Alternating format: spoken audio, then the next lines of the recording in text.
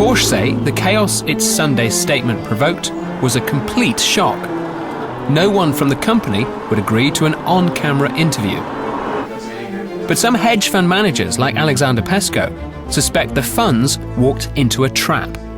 I think we need to determine what actually went on behind the scenes and whether Porsche, as they're being accused by a number of people, was actually manipulating the situation. Do you think Porsche knew what it was doing? I think for them to pretend that they didn't know what they were doing is hard to believe.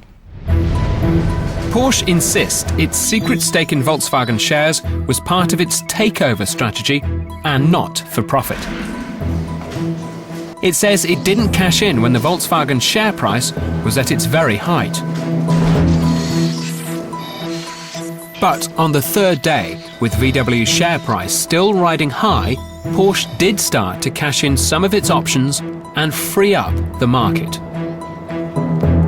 It said it wanted to help the hedge funds still chasing Volkswagen shares.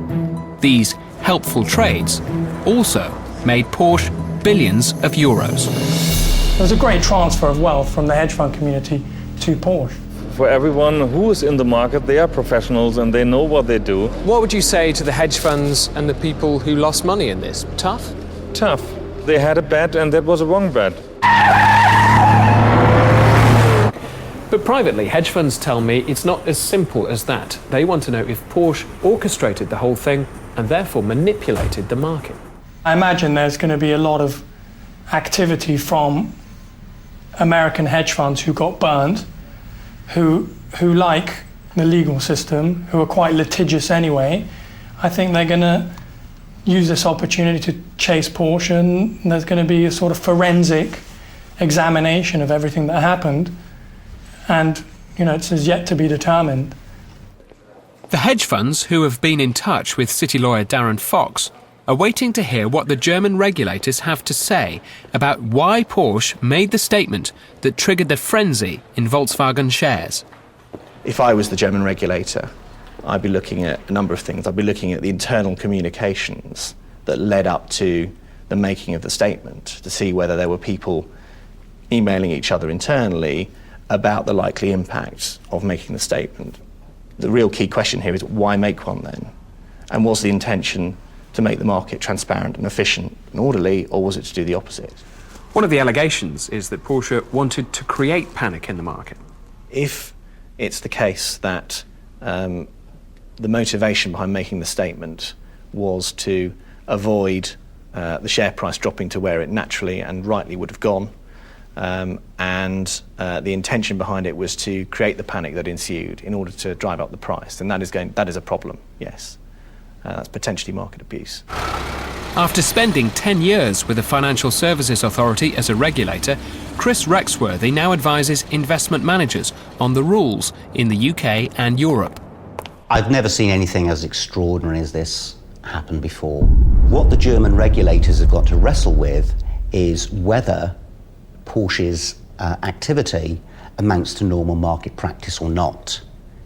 And it's almost certain that if the German regulators do decide to bring any case against Porsche, you will have one set of expert witnesses lined up against another set of expert witnesses in the court, taking opposite sides of the fence.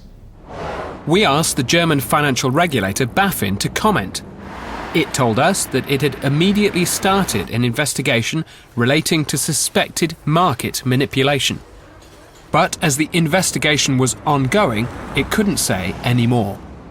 I find it difficult to believe that Porsche wouldn't have known the impact of what they were doing on the marketplace. Despite its denials, there are still questions about Porsche's share trading motives. This was the key point that dominated Porsche's November press conference. Dr. Wiedeking, hello, my name's Max Flint from the BBC. I apologise for doing this in English.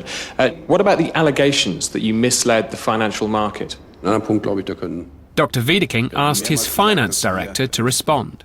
davon überzeugt sind und auch fest davon ausgehen, dass wir die Finanzmärkte nicht getäuscht haben. Ich meine, wenn wir diese Diskussion jetzt losführt, dann Herr Harter told me Porsche was, quote, convinced it had not misled the financial markets, and those who'd lost money had only themselves to blame. einen Squeeze-out gemacht haben. Und das sind Möglichkeiten, die ein Kapitalmarkt bietet, und die haben wir auch genutzt und mehr nicht.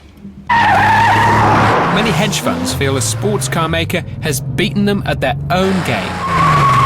More humiliation for an industry that's already feeling the pain of the credit crunch. Well, obviously, hedge funds, which perceive themselves as very, very smart investors, and which they are normally, have been bitten pretty badly by a small piranha in this case, namely Porsche. Hedge funds aren't the only losers. 2 weeks ago, one of Germany's best-known industrialists killed himself. Adolf Merkel had lost over £300 million of his personal fortune betting on the Volkswagen share price. And the Volkswagen affair may have affected many of us. The thing to remember here is that hedge fund managers manage money that ultimately belongs to pension funds, insurance companies, endowment funds, charities. And so ultimately the people that have suffered are ordinary people through a drop in value of their pension funds, for example. Well, I don't think hedge fund managers will be rushing out to buy new Porsches anytime soon. I mean, Porsche in the last 12 months into July, made 6.8 billion euros from trading derivatives, options, the like of which created this very dangerous situation with the stock. And they made 1 billion euros from selling cars. So is Porsche a car manufacturer, or are they a hedge fund? I think at the moment Porsche definitely looks more like a hedge fund than a car maker. But I mean they're still actually making sports cars, and some say really beautiful and really nice sports cars. So the very heart of the company is still a sports car maker. Porsche is now moving up through the gears to complete its takeover of Volkswagen. Since October, it's used more of its profits to buy yet more Volkswagen shares.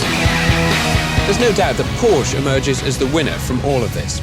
We don't know how much money they've made, but we do know they've made enough to buy another slice of Volkswagen, taking their total holdings in the company to more than 50%.